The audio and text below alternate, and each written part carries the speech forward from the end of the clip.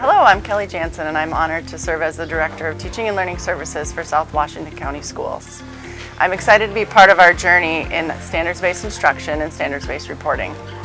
Standards-based instruction, or SBI as you may have heard it called, sets out to clarify expectations of what we want students to know and be able to do. It comes directly from the standards that the state sets out for us to make sure that our students are learning in our schools.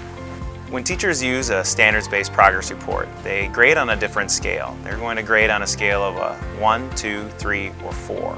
Parents might also see an NG, which stands for not graded yet, or they might see blanks if the material hasn't been covered in class yet. So a lot of parents might ask, what does a 1 represent on their assessments or on the report card?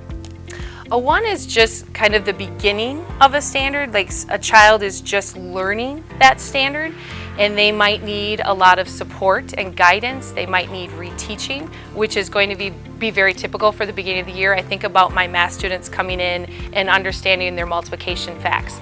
And the majority of my children might know their very basic facts, but they don't know all of them, and they're not able to recite them quickly. So then throughout the year, as they learn different strategies, they need less and less help from me, the teacher.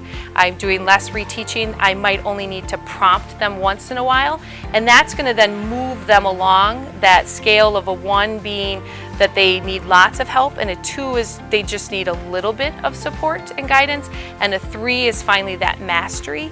And I think this is shifting us away from just giving an average score to being much more open to that growth mindset of this is where your child is starting, but they still have a long way to go.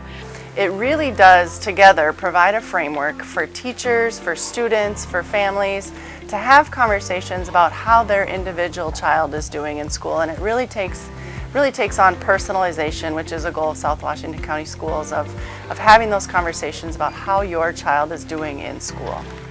So what's on the progress report? That's always kind of the big question. So you're going to see things on there like PE, art, music, if a student is in band or orchestra, media specialists. But you're also going to see full I can statements in the area of English language arts, so reading, writing. But you'll see some generic I can statements in other subjects like science, social studies, and math. And the reason behind that is because this is new for our teachers as well. And so we're going to slowly add I can statements over the years to get more specific in other subject areas. So when will parents see these progress reports? The first time you're going to get a chance to see the full progress report is during fall conferences. They'll be printed and given from the teacher to the parents during conferences. The second time you'll see them are at winter conferences, and then we'll print them and mail them home at the end of the year.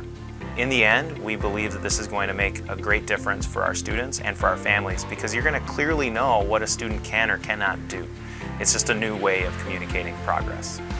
So as your child goes through this process of standards-based reporting and standards-based instruction, you're bound to have questions, and we encourage you to reach out to your child's teacher. Our principals are also very involved, so please make sure if you're still having those questions to reach out, and certainly we're there for support at the district office as well, and we are happy to guide you through those questions as you wonder what this transition in standards-based reporting means.